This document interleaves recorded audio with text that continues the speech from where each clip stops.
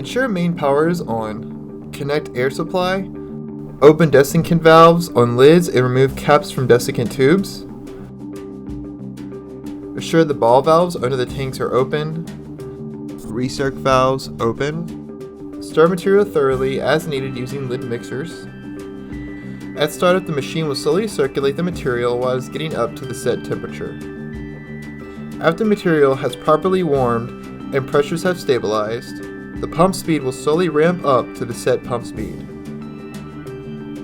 If the ratio head was used to check the proper machine ratio, remove it and replace it with the static mix tube or the dynamic manifold.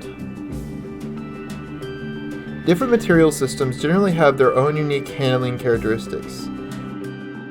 Run some test shots before filling a mold. Check for correct pot life, final cured hardness, and the complete mix of components. For information on the BJB dispense gun procedures, refer to the gun manual.